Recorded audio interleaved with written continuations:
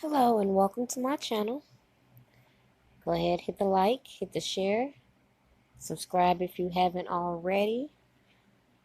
This video, I'm going to start looking at some people who could be labeled as an enabler in regards to the charges against R. Kelly. Because as we keep hearing these so-called accusers say, it's always somebody else passing them R. Kelly's number. It's always somebody else getting them closer to R. Kelly. Yet we never hear them putting their names out there. Why is that? First person on my list is going to be Regina Daniels, considering she worked for R. Kelly for 14 years, which would put her there around 1993 to 2007. She would have had to have seen some things. And it's quite interesting as I began to search. I started to read different articles in which a couple different people brung her name up. Yet throughout this whole Surviving R. Kelly and these indictments, I haven't seen this name pop up. Let's watch this first, because this was a year ago. I'm now joined by Michael Avenatti. He's the lawyer representing the women in this case against R. Kelly. Michael, we really appreciate your time today. Good afternoon. How are you? I'm good. The allegations, very, very serious. We saw that press conference that was held on Friday. You presented very strong evidence to the grand jury, resulting, of course, in R. Kelly being taken into custody. His lawyer, however, has been very, very outspoken, very direct, saying his client is innocent, and he's been questioning some of the evidence that you've put forward. What do you say to that? Well, Mr. Greenberg will say and do anything in defense of his client, even when he knows that the truth is far different than what he is stating, unfortunately. There's no question as to the strength of the evidence. There's no question that these victims are telling the truth. And I am highly confident that after 28 years, R. Kelly's reign of predatory conduct and sexual assault of young girls is about to come to an end. You had mentioned that there might be more video evidence. Could we be looking at more victims coming forward? I think there's no question that there's going to be additional victims and additional video evidence that's going to be turned over in the coming days and weeks. And I think shortly thereafter, many of the enablers, the agents, the attorneys, the managers, and those that turned a blind eye to R. Kelly's conduct over 2 decades, I think they too will be ultimately held accountable. We're going to do everything in our power to make sure they're held accountable. And I think that shortly it's going to be like rats leaving a sinking ship. R. Kelly's world is crumbling around him, and for good reason. This is a man who's been a predator and has preyed on young girls, many of whom came from very disadvantaged backgrounds, who were incredibly vulnerable. And it's about time that he faced justice and the prison time that he rightfully deserves. How are your clients doing? We know that this has been an extremely, obviously very, very difficult process for them, very difficult for them to come forward. How are they doing?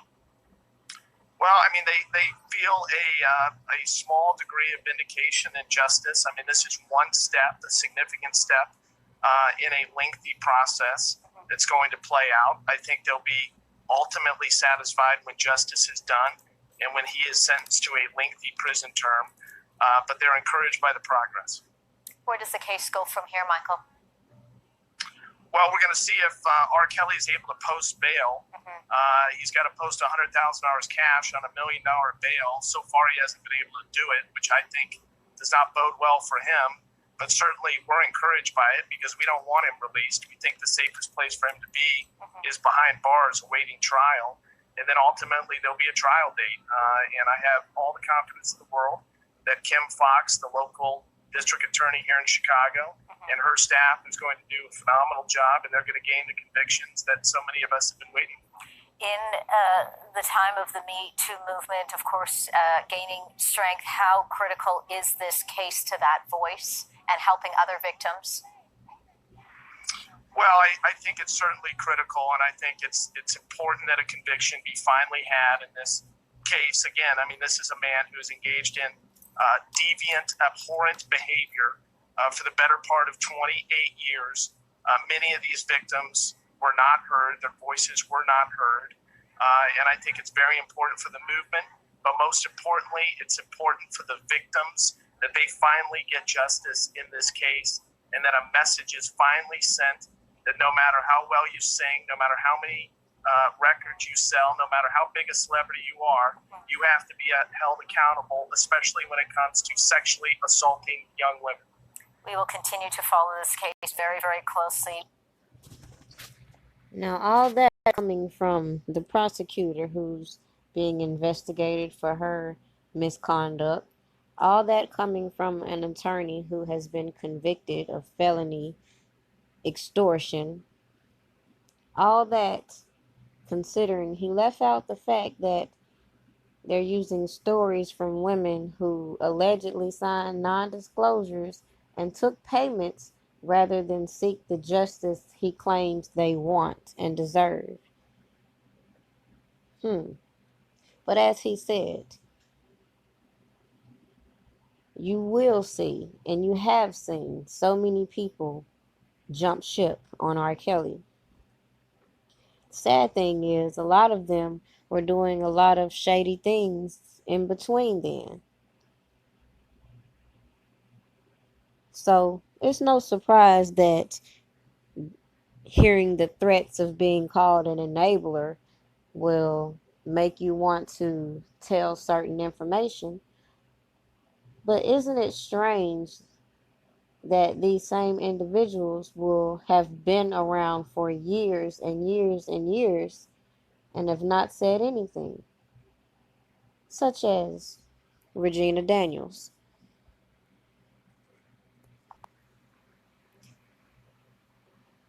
Now, some people may have heard her name already. Some people may have not. The thing is, according to some of these stories by these alleged victims, Regina Davis could be considered an enabler, considering she was working for R. Kelly between the time frame that they were allegedly dating R. Kelly. And one in particular even stated that Regina Davis gave her transportation as well.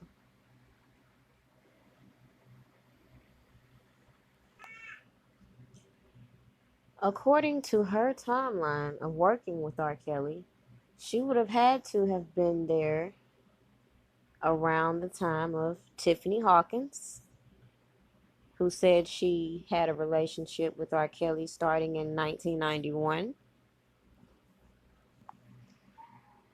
She would have had to have been there for Aaliyah, whom he allegedly married in 95.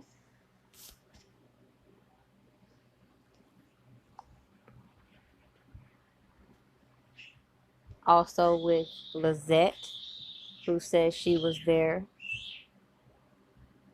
between 95 and 99, I believe.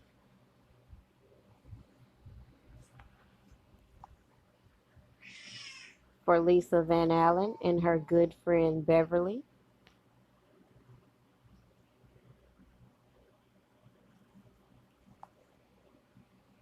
For the girl who has never publicly spoken about any of this, whom they keep throwing out there, which would clearly violate her victim rights, who was allegedly in the tape in 99.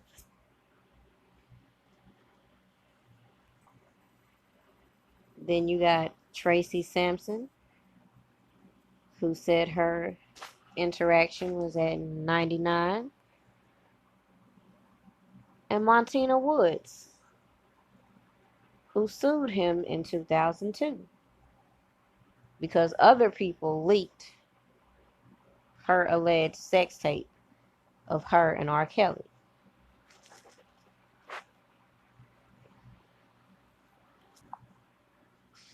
And last but not least, Lanita Carter,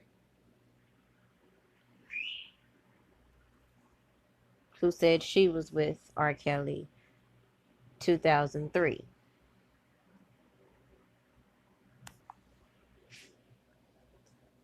I've yet to find any photos of Patrice Jones, but she is the person in specific who stated that Regina Daniels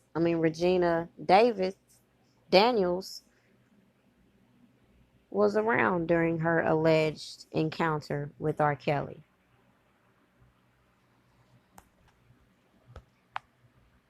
When asked about Tiffany Hawkins, Regina Daniels was on record saying, "I'm telling you as his spokesman that I have no comment about that. I have no knowledge of that, and I'm just saddened that that's the only thing you could call me about," said Kelly's publicist, Regina Daniels.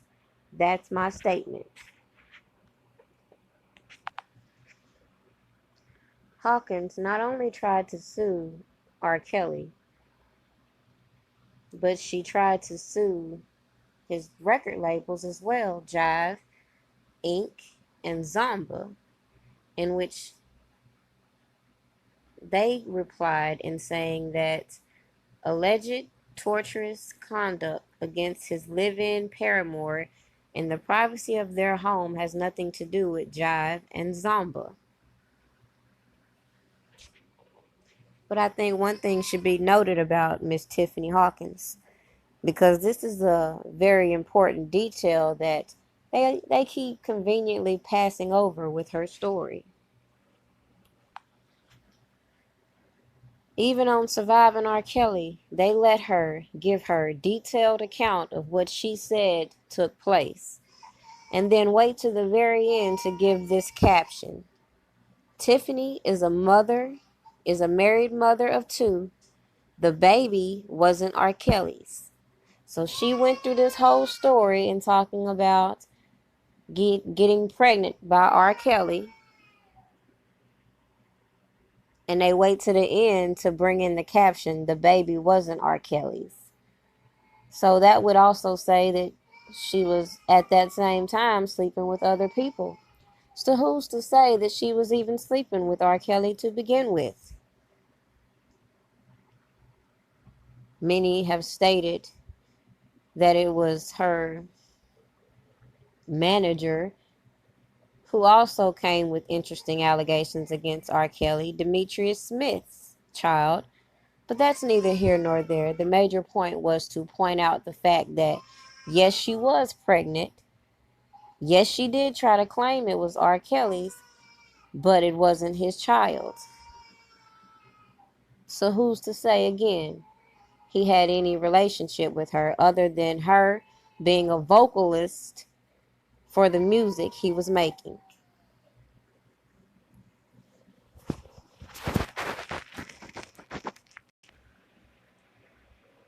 Now it should be noted that before R. Kelly's career even had the opportunity to really go full blast, he began to have conflict in his camp unbeknownst to him. Whether it was jealousy, who knows what it really boiled down to. But clearly, a lot of people surrounding R. Kelly could not be trusted.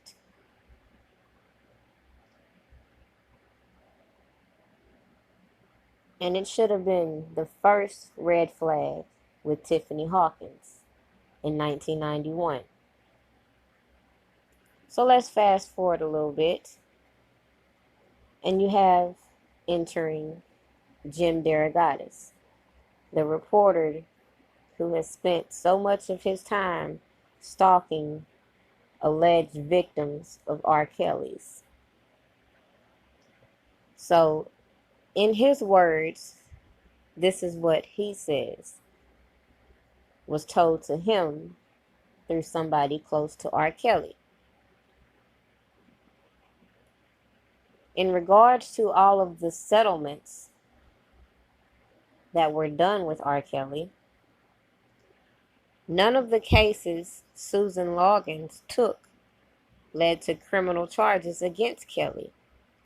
Though the statute of limitations had not expired for statutory rape charges in Illinois, the lawsuits also raised the possibility of federal charges since they claimed Kelly traveled with the underage girls and had sex with them in 6 other states, as well as in Washington, D.C.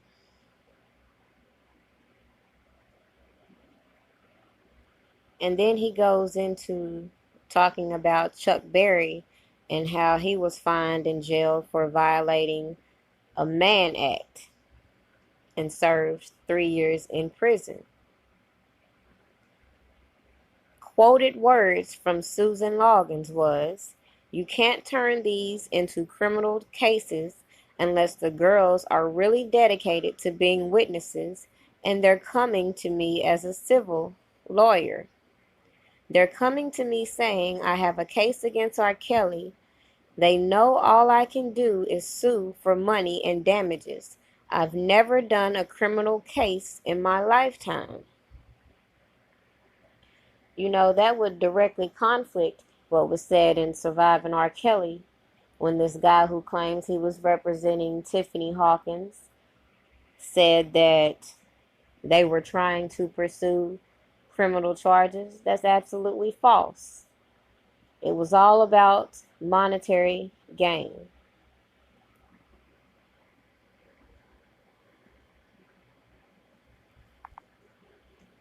They say it became common knowledge that if you had an allegation against R. Kelly, you go see this lady, Susan Loggins. So when you have people from R. Kelly's entourage putting this word out, even taking these girls to Susan Loggins, why would people keep trying to believe the narrative of why would these girls lie when they're saying the same things?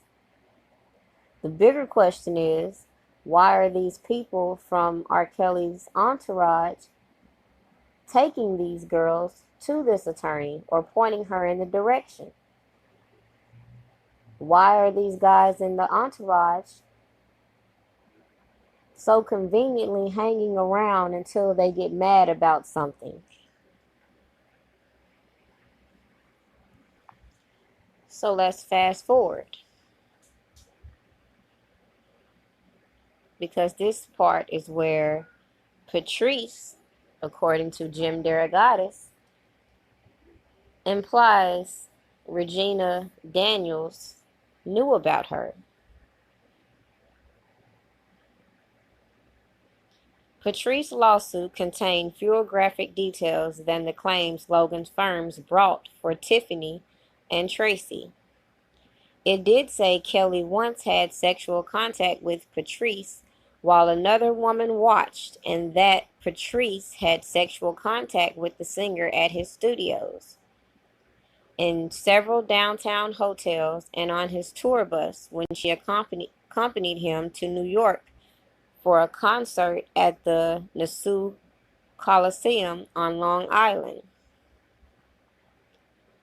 The lawsuit claimed Kelly sometimes gave Patrice gifts or small sums of cash, and once a woman named Regina took her to Chicago's Magnificent Mile luxury shopping strip along Michigan Avenue. "She is R. Kelly's aunt that took me shopping at R. Kelly's direction to buy clothes," Patrice said. Kelly often called publicist Regina Daniels and her husband Aunt Regina and Uncle George. Though they were not related, Regina was spokeswoman. "I'd call for comments in the first story, the one who hinted that I should kiss her ass. So in '99, Regina Daniels was not commenting to nobody, and even, as he says, told them to kiss her ass. In September 1999, at age 17, Patrice said she told Kelly she was pregnant. And then she goes on into saying that R. Kelly's assistant, who she kept nameless. Oh no, I'm sorry. That's Tiffany's story. It was Tiffany who claimed that R. Kelly's assistant took her down to the abortion clinic. When she tried to flee, he chased her down and drug her back in. Yet we don't have a name on that assistant. Anyways,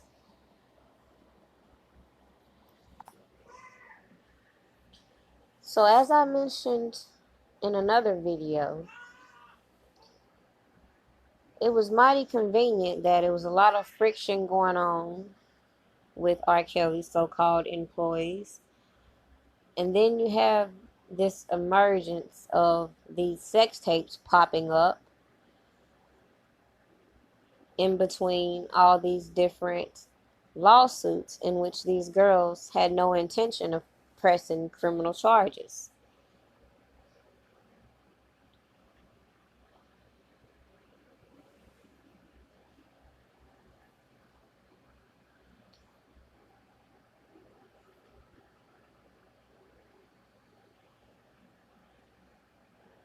Also to be noted is when these allegations emerged were also key points in which R. Kelly was releasing certain songs and music. It just seems mighty convenient to me that every time he was promoting an album or something like that,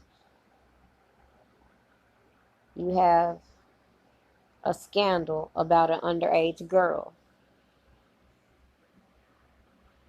They keep mentioning in the past that there was a first, second, and third tape. Same way they have mentioned in his case now of 3 tapes, and yet defense have stated they've only received 1. And as I pointed out in my videos on the sex tape, it would be clear that in one specific one, you can tell that it's a merge of multiple sex tapes put on one tape.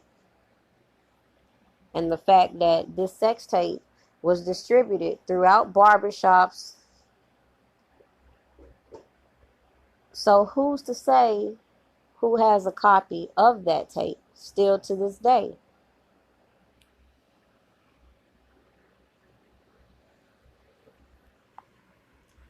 In 1999, when Kelly's protege and touring partner Stephanie Sparkle Edwards relayed stories of a tour where the backstage area was filled with underage girls, there should have been some sort of pushback against him. When R. Kelly's well-established manager, Barry Hankerson, resigned his position and sent a letter to Kelly's attorney stating that he believes Kelly needs psychiatric help for his compulsion to pursue underage girls, the world should have been up in arms about this man, according to the Houston Press. But with that same token, when it comes to Sparkle, she had no qualms in engaging in threesomes with R. Kelly, leaving her husband for R. Kelly, then getting mad and joining this plot to slander his name.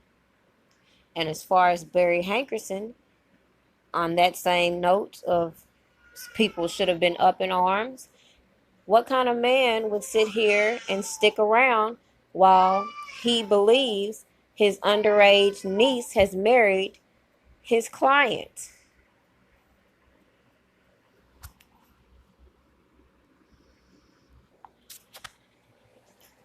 According to Lisa Van Allen, she confided in Regina Daniels about her being in this sex tape with this minor girl. And the tape was supposed to be in 99, keep in mind. Yet this Regina Daniels stuck around till 2007 until she says a line was crossed. Now,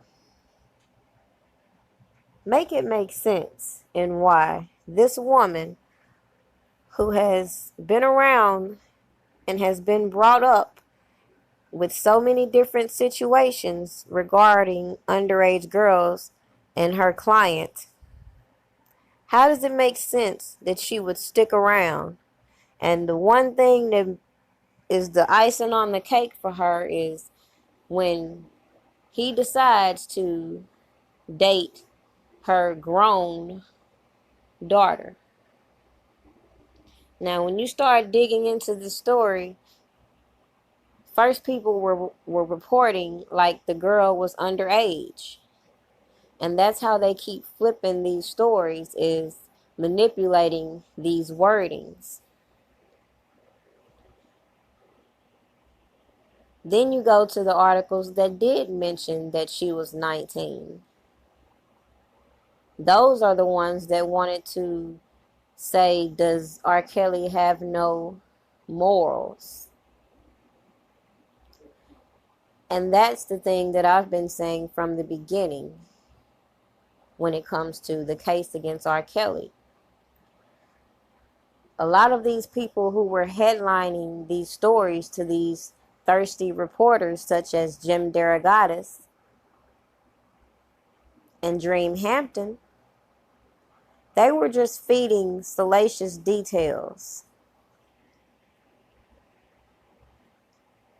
A lot of the things they said, and even in the indictment, have accused R. Kelly, such as giving these girls his number through his bodyguards and acts like that, are normal interactions with people. Let me give you a prime example. Yeah, nigga.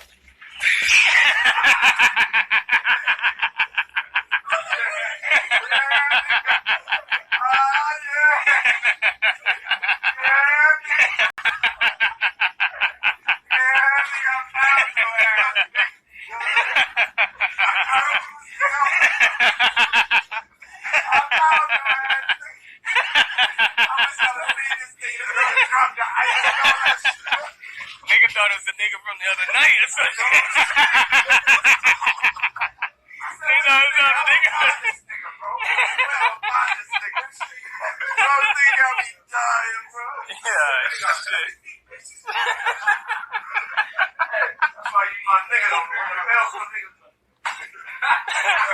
Nigga said, don't make it a cute book.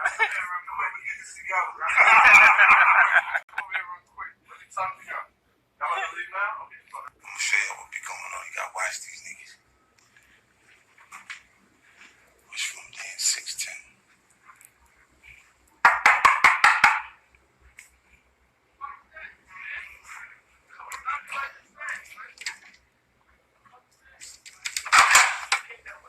Oh shit. I was like, look at that. What's up, mama? I had them. Good. Oh, niggas in here. How they got niggas in here? What y'all waiting for, music? Food? Y'all ordering up shit? Go ahead, fuck that. It ain't your room. It ain't your room. Just go and order it. You hungry? Tell them, bring me lobsters and shit, goddamn. So I don't eat that cheap shit. How you know, bro? Hey, look at that. So I wanted to give that example for, it seems like to me they could charge any random celebrity with sex trafficking and man act and transporting and all this other stuff, considering it's common knowledge this is the type of things that goes on backstage with these celebrities. There are willing women ready to line up for said activities these celebrities are willing to do. So who are we to be questioning these celebrities on any fetish or whatever they may develop with these women. The problem many have overlooked is they have distorted the facts and have used women who have openly admitted lying about their age to get next to R. Kelly, but we don't consider that as a whole and how anybody could be a target to this situation in particular. Let's say, as you take that video you just saw, one of those guys in that room rapes or assaults one of those women in the room. You know who's going to be sued and held accountable? Whose room is it? Trey Songz, 50 Cent. Those are going to be the name-catching triggers to get people riled up and emotionally involved. So to sit here and be acting oblivious to the fact that this docuseries, Surviving R. Kelly, used stories headlined by people like Jim Derogatis to trump up charges against R. Kelly. But let's start pulling out these people who were around at the time, because some things are just not making any sense. And they keep saying and threatening how they're going to get these enablers. Yet to me, it seems like scare tactic, just like they did with these girls. But let's go on back to Regina Daniels. Then I'll wrap this video up. So let's fast forward to 2007. R. Kelly has his trial going on, and Regina Daniels, his longtime publicist, resigns, stating R. Kelly has crossed the line. What happened was, according to R. Kelly's side, he was invited to Maxine Daniels' birthday party, 21st birthday party, by Regina. And somehow they end up in a relationship. According to the Daniels, they had no idea Maxine was dating R. Kelly. So when they found out, that was the icing on the cake for them. Even though she's a fully grown woman, we then start seeing people reporting this situation as though this was a minor.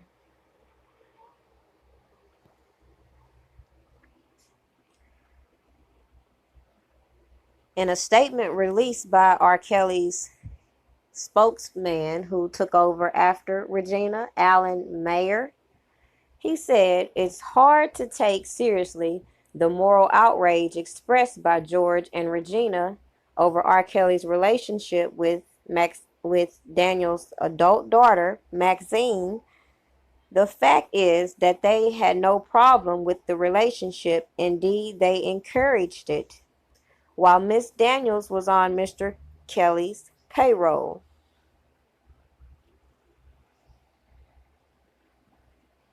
Then you have Maxine coming out trying to defend her parents, stating that they had no idea about her relationship. So, to me, in looking at the story today with the Savages, even with Faith Rogers, we keep hearing the same thing, that these girls hid their relationship from their parents. Not they were forced to do so, not they were being held hostage, none of that when they first started talking about their stories. But now we see, in order to get an outcry from the public, they've made it a little more salacious by saying R. Kelly's keeping these girls from their parents, when the actuality is they're embarrassed for whatever reason to just be upfront with their parents.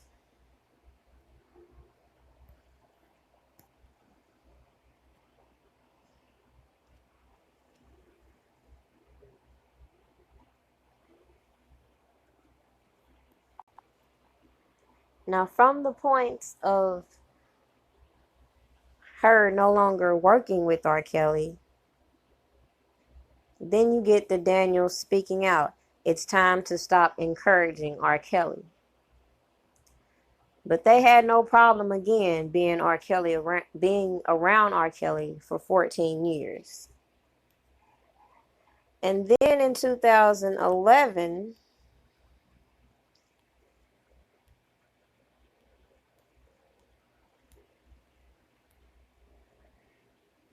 you have his former manager, Jeff Watsnitz, however you say his name, filing a lawsuit in which this article implies that he will be using former manager Demetrius Smith and Regina Daniels in his case. So that is a clear indication in how these people who formerly worked for R. Kelly can so quickly stop working for him, link up, and we see this never-ending cycle of people trying to extort, or as they say, reach a settlement with R. Kelly. Even when you go to this manager's claims against R. Kelly, he clearly states that Daryl McDavid is the person who was telling him he couldn't get paid what was rightfully due to him.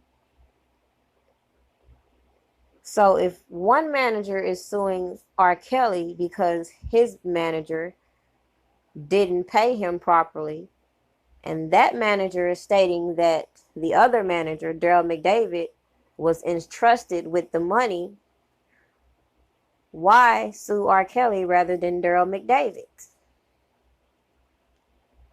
And that was in 2011. So then after 2011, you have Daryl McDavid in 2015, somewhere in that time frame, suing R. Kelly for $1 million. For some strange reason, $1 million seems to be the go-to number for all these people who used to work for R. Kelly trying to sue him afterwards. But if he was managing the money, I don't understand how he could sue his client for not being paid.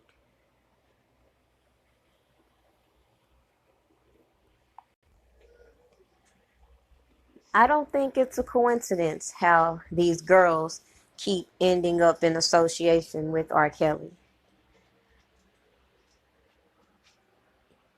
I don't think it's coincidence at all.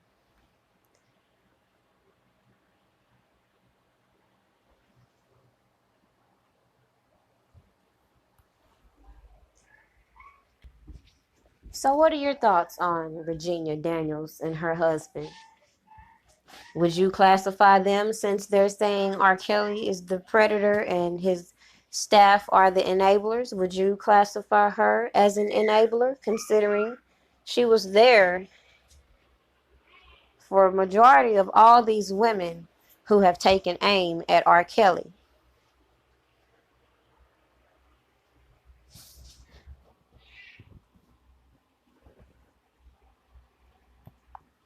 Aha, yes, America. I had a feeling there was something else deeper going on right now with this Michael Jackson, R. Kelly, and Bill Cosby thing. And there was something else real conniving that you've been doing. Okay, hold on. First of all, pause. Brother reads Islam, Assalamu alaikum, peace. Yes, yes, yes. But America, we're about to go in on you. Last month in February, while they were tearing down R. Kelly and now trying to tear down Michael Jackson and the whole Bill Cosby thing, a couple months before, they were doing a tribute to Elvis. And just to be clear, Elvis Presley is not the king of rock and roll. That would be Chuck Berry and or Little Richard if you want to be technical. America, you were giving a tribute to Elvis Presley when he was dating a 14-year young girl by the name of Priscilla while he was 24 years old. Is that not a pedophile? Jerry Lee Lewis, at the age of 23, married his cousin Myra at the age of 13. Is that not a disgusting pedophile and an incestuous relationship? Yet you have all good things to say about him, America? Hugh Hefner had Brooke Shields at the age of 10 years old taking butt-naked pictures for the Sugar and Spice edition of the Playboy magazine. Is that not a pedophile's move? But I guess it's okay if you're Caucasian and just call them bunnies, right? Steven Tyler had a 14-year-old girl by the name of Julia signed over to him by her parents. Is that a pedophile's move? Over 30 women are accusing Harvey Weinstein, including a former model who was 16 at the time. And over 20 women are accusing Donald Trump. So, America, cut the bull crap and lock them all up.